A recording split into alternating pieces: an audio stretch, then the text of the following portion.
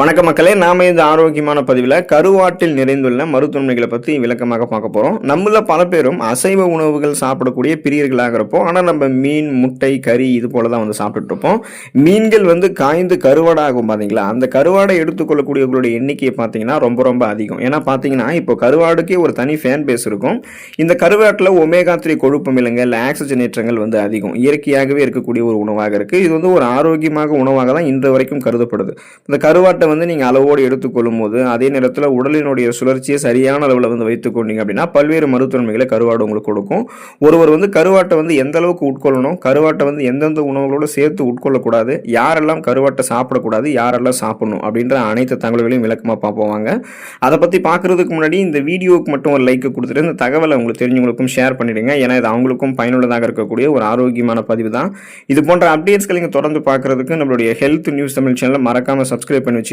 பக்கத்தில் இருக்கக்கூடிய பெல் பட்டனையும் கிளிக் பண்ணி ஆல் அப்படின்ற ஆப்ஷனையும் செட் பண்ணி வச்சுக்கிட்டீங்க அப்படின்னா நாங்கள் போடக்கூடிய எல்லா அப்டேட்ஸும் உங்களுக்கு நோட்டிஃபிகேஷன் அடிக்கடி சேரும். சரி வாங்க மக்களே, இப்போ வீடியோக்குள்ளே போயிடலாம். இப்போ நீங்கள் கருவாடு எடுத்துக்கிறீங்க அப்படின்னா அது உங்களுக்கு நல்ல கொழுப்புகளை மட்டும்தான் வழங்கும், கெட்ட கொழுப்புகளை உங்களுக்கு குறைக்கும். ஸோ ஆரோக்கியமான கொழுப்பு உங்களுக்கு உடலுக்கு ரொம்ப ரொம்ப அவசியம். ஏன்னா இதயமெல்லாம் ஆரோக்கியமாக இருக்கணும் அப்படின்னா நல்ல கொழுப்புகள் மட்டும்தான் நமக்கு வேணும், கெட்ட கொழுப்புகள் தேவையில்லை. அப்போ ஒரு பாதுகாப்பு தடையாக கெட்ட கொழுப்பு இருக்கக்கூடாதுன்னா நீங்கள் கருவாட்டை எடுத்துக்கோங்க. கருவாட்டில் ஒமேகா 3 கொழுப்பு அமிலங்கள் இருக்குது. இது மூளை மற்றும் பார்வை சரியாக செயல்படுவதற்கு உதவிகரமாக இருக்கும். அப்போ பார்த்தீங்கன்னா இந்த கருவாட்டை எடுத்துக்கொள்ளும் போது உடலில் தேங்கியிருக்கக்கூடிய அதிகப்படியான கெட்ட கொழுப்புகள் குறைக்கப்பட்டு நல்ல கொழுப்புகள் மட்டுமே உங்களுக்கு கிடைக்கும். ரத்த நாளங்களில் படிந்திருக்கக்கூடிய கொழுப்புகள் உங்களுக்கு அகற்றப்படும் பொழுது ரத்த நாளங்கள் வழியாக ரத்த ஓட்டம் இதயத்திற்கு உங்களுக்கு சீராக கிடைக்க ஆரம்பிக்கும். இதனால இதயத்திற்கு ரத்த ஓட்டம் சீராக கிடைக்கும் பொழுது மாரடைப்பு, பக்கவாதம் இந்த மாதிரி எந்த பிரச்சனையும் இருக்காது. ஸோ உடல் அதிகப்படியான கொழுப்புகள் இல்லாமல் கட்டுக்கோப்பான உடல் அமைப்பையுமே நீங்கள் பெற்றுக்கொள்வதற்கெல்லாம் கருவாடு உங்களுக்கு ஹெல்ப் பண்ணும். அந்த வகையில் தான் இதயத்தையும் நல்ல நிலையில் தொடர்ந்து நீங்கள் பராமரித்துக் கொள்வதற்கெல்லாம் நீங்கள் கருவாட்டை எடுத்துக்கணும். ஏன்னா கருவாடுகள் குறைந்த நிறைவு ஊற்ற கொழுப்பை கொண்டிருக்கு. ரிசர்ச் படி பார்த்தீங்கன்னா கருவாடு இதயத்தை பாதுகாக்கிறதுக்கு ஹெல்ப் பண்ணும். இது ஒருவருடைய இதய ஆரோக்கியத்திற்கு மிகவும் நன்மை பயக்கும். இப்போ பார்த்தீங்கன்னா மீன்கள் இருக்குங்க இல்லையா, ஸோ அந்த மீன்களை ட்ரை பண்ணி நம்ம சாப்பிட்றது, அதாவது உலர் மீன்கள் எல்லாமே மாரடைப்பை நமக்கு குறைக்கிறதாக தான் ஆய்வுகளில் குறிப்பிட்டிருக்காங்க. ஸோ இது என்ன பண்ணும் அப்படின்னா நம்மளுடைய நரம்புகள் இருக்கக்கூடிய இறுக்கங்களை தளர்த்தி நரம்புகள் வழியாக ரத்த ஓட்டத்தை உடல் உறுப்புகளுக்கு பாய்ச்சும். ஸோ உடல் சுறுசுறுப்பாக நமக்கு இயங்க ஆரம்பிக்கும். ஏன்னா ரத்த ஓட்டம் உடல் எங்கும் பாயும் போது ஹீமோகுளோபினுடைய கவுண்ட் கரெக்டான லெவலில் இருந்துச்சு அப்படின்னா நமக்கு அந்த ஹீமோகுளோபின் உடல் உறுப்புகளுக்கு ஆக்சிஜனை சப்ளை பண்ணி உடலை சுறுசுறுப்பாக இயங்க வைக்கும்.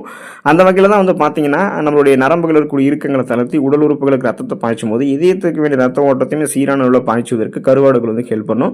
ஸோ அப்போ அந்த ட்ரை மீன், அதாவது உலர் மீன்கள் நமக்கு மாரடைப்பு, பக்கவாதம், இதய தமனிகளில் வீக்கம் ஏற்படுதல், இதய தசைகள் வலுவிழுந்து போகுதல் போன்ற எந்த விதமான இதயம் சார்ந்த பிரச்சனைகள் இதயத்தை பன்மடங்கு பலம் பெற வைக்கிறதுக்கெல்லாம் கருவாடு ஹெல்ப் பண்ணும்.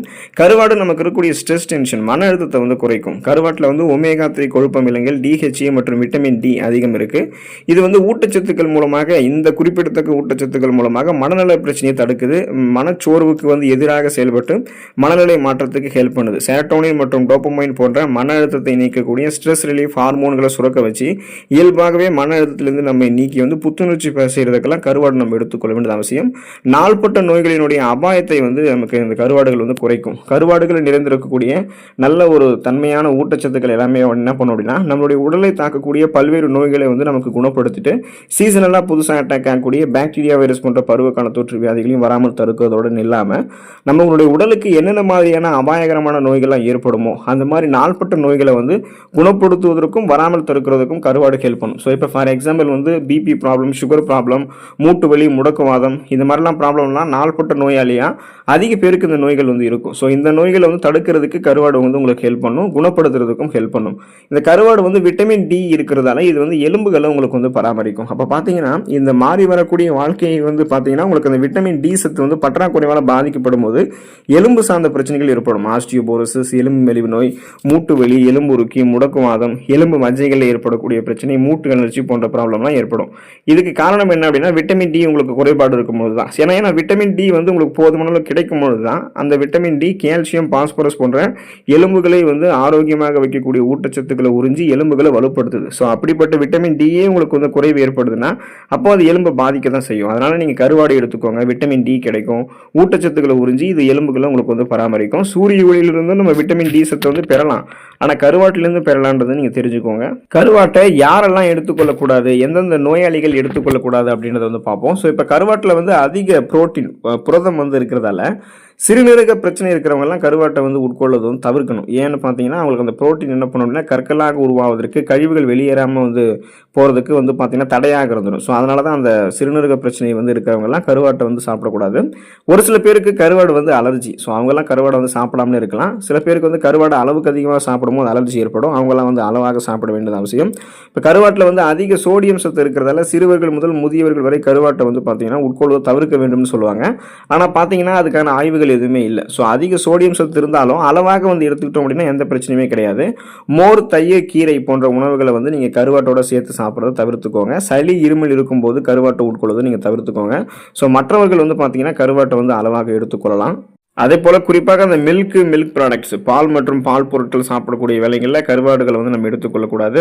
இதனால் தேவையில்லாத உடல் உபாதைகள் வந்து நமக்கு உண்டாகும். ஸ்கின் டிசீஸ் எல்லாம் ஏற்படும். இப்போ பார்த்தீங்கன்னா உங்களுக்கு அது வந்து தோல் சார்ந்த பிரச்சனைகளை ஏற்படுத்தலாம். அது மட்டும் இல்லாமல் நீங்கள் எப்போ வந்து தலைக்கு வந்து எண்ணெய் தேய்ச்சி நீங்கள் குளிக்கிறீங்க அப்படின்னா அந்த நாளில் வந்து நீங்கள் கருவாடு சாப்பிடக்கூடாது. ஆகையால் கருவாடோடைய நன்மைகளை வந்து நீங்கள் பெறணும் அப்படின்னா நீங்கள் என்ன பண்ணணும் அப்படின்னா வாரத்தில் 1 அல்லது 2 நாட்கள் மட்டுமே கருவாட்டை வந்து நீங்கள் சாப்பிட்றது நல்லது. அதுக்கு மேலே வந்து சாப்பிடாதீங்க. அந்த அளவு அப்படின்றது வந்து நமக்கு ரொம்ப முக்கியம்.